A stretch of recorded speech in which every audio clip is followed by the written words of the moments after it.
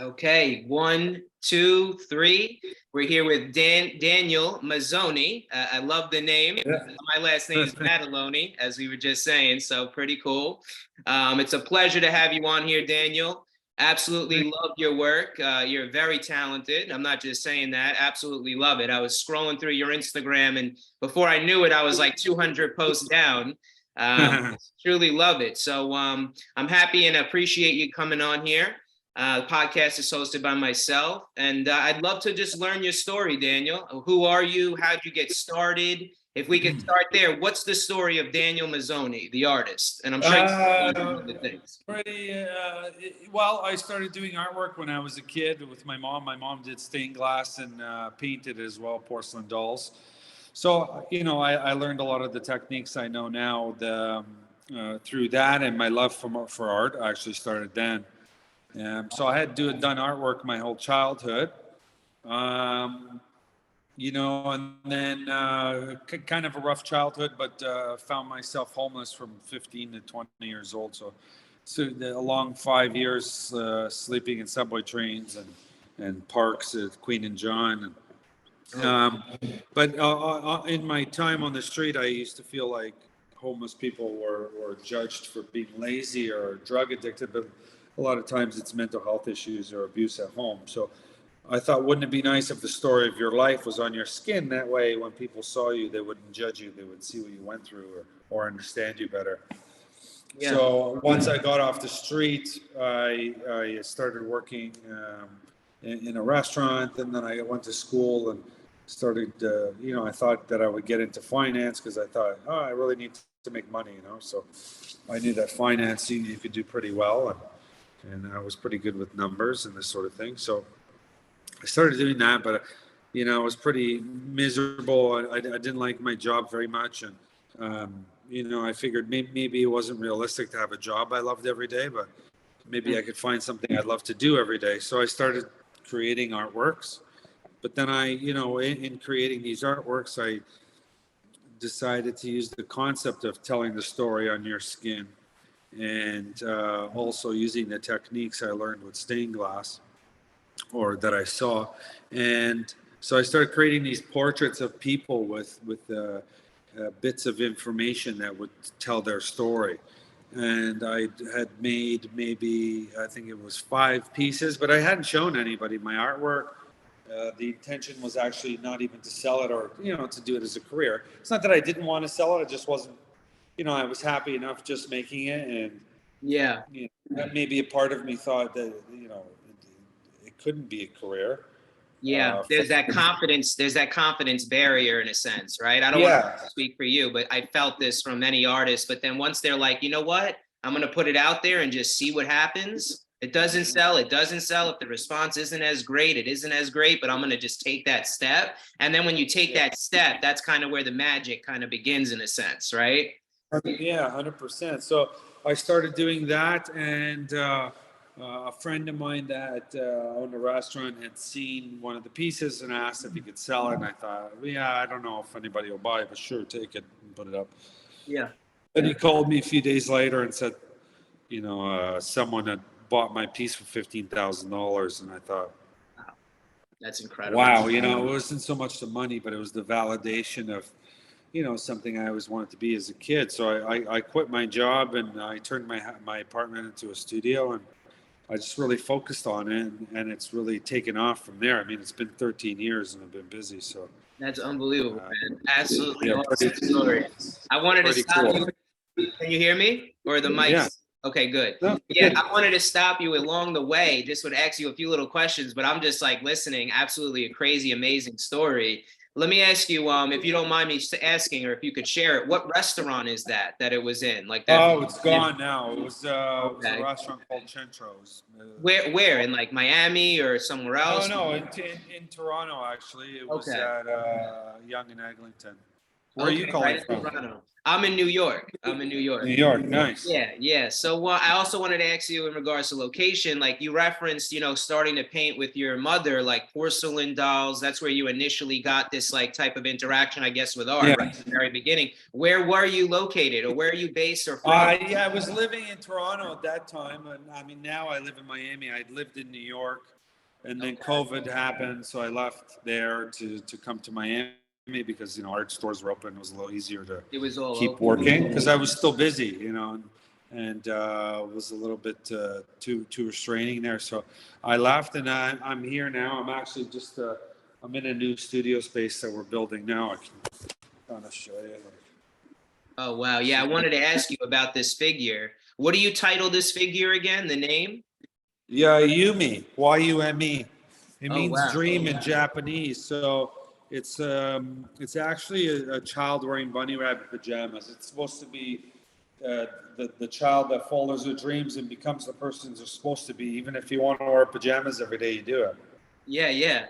I love it. It's super cool. I'm into like cards and some of these other artists, that I guess everyone kind of knows.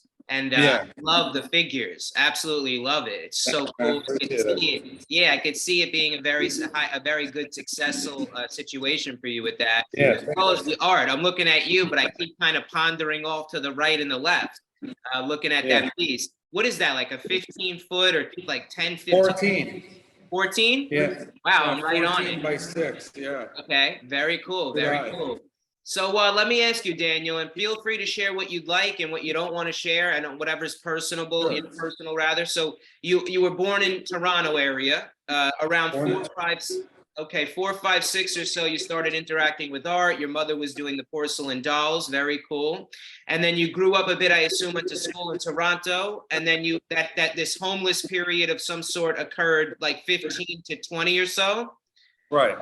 Okay, and then after Started that, doing artwork when I was 29. okay, you And, started that.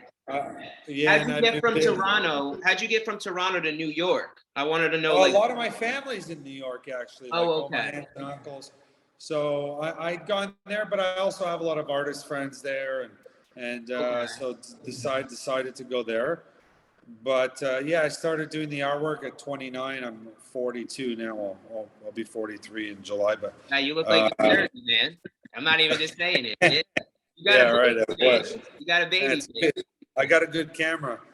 I hear And yeah, so yeah, it's been 13 years this December. Okay. So fast forward a bit. Once you started doing the art a bit more and you got that validation, it sold in the restaurant. What was like the next step for Daniel? I know you turned your whole area, your apartment into a studio, but as far Yeah. as I understand the work output increased internally, externally, whatever. But as far as marketing and getting more sales, did you just start like going like doing the footwork, like going to different restaurants or calling friends, networking the art a bit? Well, actually, it's there was no Instagram then Yeah. for the first couple of years, so there wasn't much of that sort of thing. But it was it's crazy. It was all word of mouth. Wow. Once one person bought, it was like nonstop. People wanted it. People were pretty impressed with it. And then I started doing some of the bigger art shows where I put a booth together, had all my artworks in there, and then someone came and bought all of them, one person. Wow. And then that got publicized, and then slowly but surely it just got busier and busier and busier. That's amazing. Absolutely amazing. Yeah. From an art perspective, I'm not that savvy as far as the creation of art, but what styles of art do you do? I know you mentioned something with, I think you said stained glass or stained something. Well, I mean, I did stained glass when I was a kid, but my artworks are, it's sort of my own thing. I do mosaics with paper, and the way they're finished is to look like glass, because I wanted my artworks to look like stained glass. So I wouldn't say per se that it's inspired by any particular artist. It was just kind of my own thing. Yeah, and if you don't mind shedding, I don't want you to share your secret sauce if there is one, but what is like the process of that to someone listening? Like, I love the way it looks, but I have no idea how it happens. Well, I mean, it's just it's finding a topic that you want to do, and then really understanding what information would tell their story, and then building the picture like a sculpture. Really, is putting the information, making sure things look good, and coming up with a theme, and then I mean that's just sort of how it goes. It's Yeah, that's like pretty. the outline, right? Yeah, that's the outline, and then Yeah. building it is how I build it, right? Yeah, but it's Yeah, all yeah, done by 100%. it's all by me. It's I don't have any helpers. It's so I have a certain amount that I make every year, and they everything usually will sell out in a year, and then that's how much I make. Like that's how many art pieces I make for the year, and then that's it. And then I'll start a new year. That's amazing. Something like the piece behind you, and I know time isn't the only component of value that goes into things, and there's so many variables and layers. But how much time does something like that piece behind you take? 14 feet. Oh, Feet, yeah, that was about 2.5 months. 2.5 months. Oh wow, Yeah. that's incredible. Yeah. And what about like the statue that was right in front of you? Is that like how big is that? 6 feet. 6 feet. Wow. Okay. And that looks like it's some sort of chrome plating, right? Of something like this. I'm not. No, it's I finished it with automotive paint. Oh, it's automotive paint. Okay. And that you go through some casting of some sort to like sculpt that, like Casting. There's metal work. There's it's a lot of sanding, painting, and yeah, it's a pretty messy job. That's for sure. yeah. Do you have more success with the sculptures compared to your art, or it's kind of mixed like both kind of? No, I would say it's 50-50. 50-50. Okay. Yeah. And I just want to ask you some more general questions. I'm quite interested in the art angle. It's so cool. It's so unique and different. Again, I don't really, speak to artists every day. Only a few we've had on the pod so far. Yeah. But what's like your morning routine? Like if you have one, is there any pattern to you to like staying super focused in your creative, angle, or, staying passionate? Is there like some sort of like pattern that you have, or no, you just kind of go with the flow? Well, there is actually. I mean, I generally wake up. I'm at the studio by 7:30, and I'll just kind of, boring first hour, kind of go through all my projects, what I'm doing, and then structure out my week. What parts of the artwork I should have done by the end of the week. I set a schedule for myself as to. Today I'm working on hair, tomorrow's the background, the next day you're working on the eyes. And, that way I have sort of a structured day as to, implementing and staying on track as well. So like the completion of the piece, it's a process. You break it down, organize it, and go at each component in that type of way. Right. I mean, I've been doing this for so long. I know how long, each component will take me. Yeah. So I can structure out and say, okay, by this date, the artwork should be finished. I love it. And let me ask you, I know you touched on it, that you're not directly inspired by other artists to do like a particular creative or some sort of piece of art, but are there artists that do inspire you, that you do read into and you get lost in their projects, like in awe in a way? Yeah, of course. I mean, there's Yeah. Basquiat, there's, Wakanda Wiley, there's, Andy Warhol and Dali. I mean, there are so many artists that I love what they've done or what they're doing now. And yeah, I know. I'm always amazed by art. I love going to the museum, checking things out and seeing what's happening. And, yeah, I could imagine. I'm happy to set some of those names. I'm not too familiar on the second or so. I've heard of them, but I want to take a dive into them. Yeah, Wakanda Wiley is the artist that did the picture of Obama. Oh, okay. No, I've heard the name for sure. Is it a girl? Yes, right? It's a guy. No, it's a guy. It's a guy. Yeah. Okay, wow. Yeah. I've heard the name, definitely, and I probably heard it from seeing that piece. But yeah, I want to take a look at that. And I want to ask you three other questions briefly. I appreciate you joining me. Are you at all getting involved with the crypto space with art? And I don't know if you hate that question or don't care about the question. I just don't care to do anything. I'm kind of just sticking to what I do. I'm staying away from that. Okay, because I see a lot of artists, they went into that. Of course, the whole kind of commodity itself is in a bear market or whatever they coin it as. Yeah, but just curious if you dabbled into that at all. Staying away from that stuff. I hear you. Stay focused on what's working, and it's doing great for you. Another thought I want to ask you, it could be in relation to art or just the entrepreneurial career or life itself.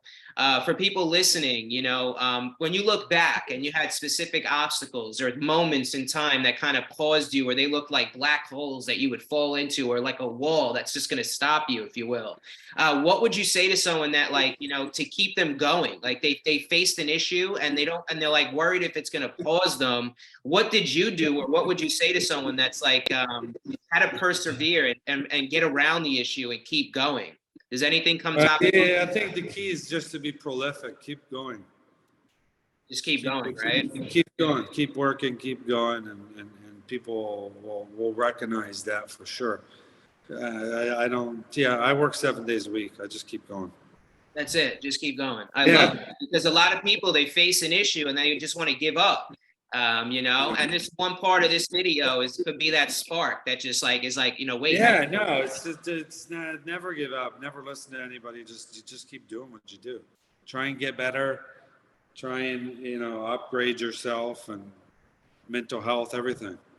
Do you meditate at all, or do you do anything for that? Like balancing mental health and like your balance? Doing my artwork's meditation for me. I feel relaxed when I'm doing that. I could feel that. That's amazing. Yeah. I love it. All right, Daniel, that's it. I really do appreciate you coming on. Thanks, this time. It's a pleasure to meet you and see the man behind you. You as well. Thanks. Yeah, keep up the amazing work, all right? And we're always here to support. All right. Thanks for having me. Take care, brother. Keep it up. All right.